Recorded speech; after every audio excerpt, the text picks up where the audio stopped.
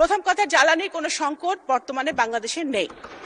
আচ্ছা, দ্বিতীয় কথা হচ্ছে এই জ্বালানি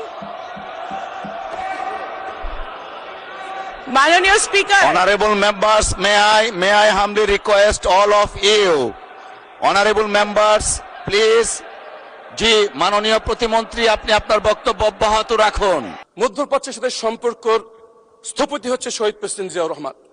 আজকে সেই মধ্যপ্রাচ্য আগুন জ্বলছে, যুদ্ধ বিগ্রহে আমাদের বাংলাদেশের নাগরিক সেখানে মৃত্যুবরণ করেছে। জ্বালানি সংকটে বাংলাদেশে ইতিমধ্যেই 3 জন লোকের মৃত্যু হয়েছে জ্বালানি বিক্রি বিষয়ক বিরোধ নিয়ে। আমার প্রথম প্রশ্ন, জিয়াউর রহমানের সন্তান মাননীয় প্রধানমন্ত্রী এই সংকট নিরসনে কি ভূমিকা পালন করছেন? পররাষ্ট্রমন্ত্রী সারা বিশ্বে ঘুরে বেড়াচ্ছেন জাতিসংঘের প্রেসিডেন্সি পদে, সেখানে আমাদের এই জ্বালানি সংকটের ব্যাপারে উনি কি ভূমিকা পালন করছেন আমরা সেটা জানি না। আপনার একটা প্রশ্নের উত্তর আমি দিতে পারি, যেটা আমার মন্ত্রণালয়কে রেলেভেন্ট। সেটা হচ্ছে যে জ্বালানির জন্য, প্রথম কথা, জ্বালানির কোনো সংকট বর্তমানে বাংলাদেশে নেই। আচ্ছা, দ্বিতীয় কথা হচ্ছে এই জ্বালানি মাননীয় speaker, Honorable members, may I humbly request all of you, honorable members, please, জি মাননীয় প্রতিমন্ত্রী আপনি আপনার বক্তব্য অব্যাহত রাখুন।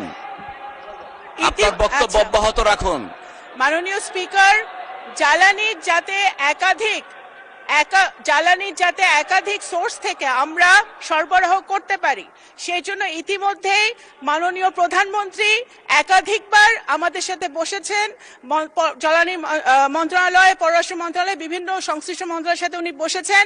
আমরা মধ্যপ্রাচ্য ছাড়াও যে সকল সোর্স থেকে আমরা জ্বালানি আনতে পারি সেই ব্যাপারে আমরা নিরলস কাজ করে যাচ্ছি এবং ইনশাল্লাহ আমরা সেটাতে সফল হব।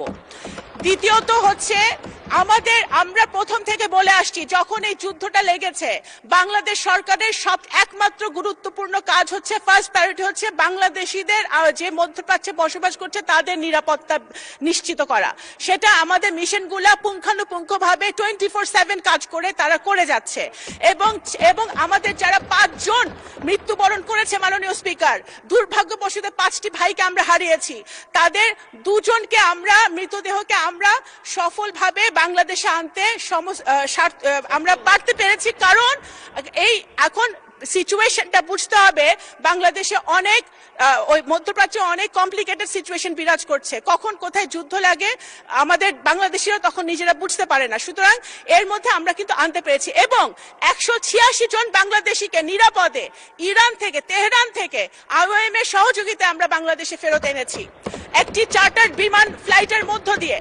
সুতরাং বাংলাদেশ সরকার, বাংলাদেশিরা, নাগরিকরা পৃথিবীর যেখানে আছে নিরাপদে আছে কিনা সেটাই আমাদের একমাত্র প্রায়োরিটি এখন বর্তমানে।